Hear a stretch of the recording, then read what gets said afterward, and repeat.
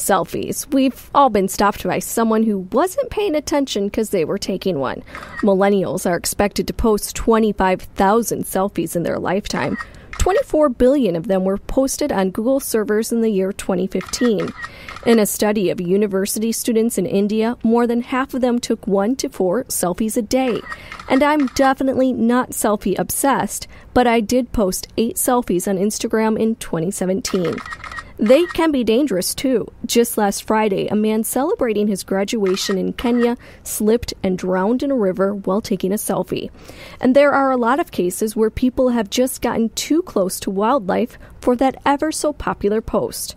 With more than 600 million Instagram users worldwide, wildlife researchers are now using social media as a tool to gauge human to animal interaction.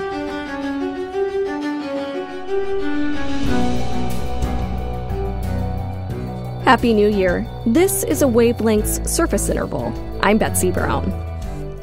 As the sun rose over Oahu for the first time in 2018, a Hawaiian monk seal rested belly up at Sandy Beach. I didn't see it. I was at home drinking coffee and writing this podcast, but it was on Instagram. And I'm not the only one checking social media to learn where these endangered mammals are spotted. We struggle to get the public to report to us when they see a seal, particularly if it's something of concern, but they are super stoked to put it on social media. Charles Littman is the lead scientist for monk seal research at the National Oceanic and Atmospheric Administration. NOAA tracks and monitors monk seal behavior to work towards the recovery of the population. And so we have started tapping into that and monitoring, different pages or creating relationships on Instagram and other things where people will then start to share photos to us or put hashtags that we can query. It has been much more powerful than we thought. We knew we would get some information, but it helped us find animals we thought were dead. It showed us problem behaviors. It has supplemented our population assessment. We use it to just monitor hard-to-reach places because most people are bringing their cell phones to these remote beaches and taking photos, and the second they get back into cell phone range, they're posting them.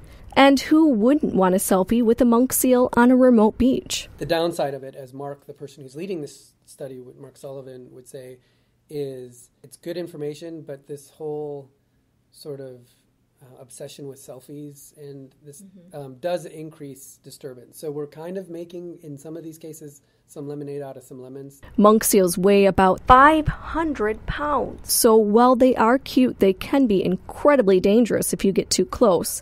Not to mention, human interaction changes their behavior. That's why federal and local laws require that people keep a distance of at least 50 yards. That rule sometimes gets violated for the sake of a selfie. There's still a whole lot of public education about keeping your distance from animals.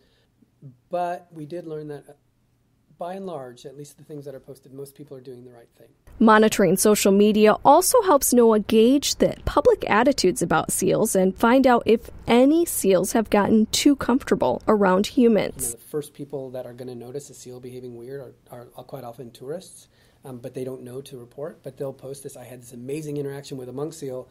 We just do hashtag monk seal, we find it, and then we are like, okay, this is terrifying. We need to go intervene.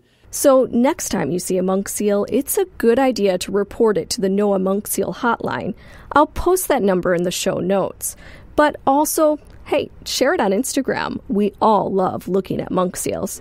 Just remember to keep your distance.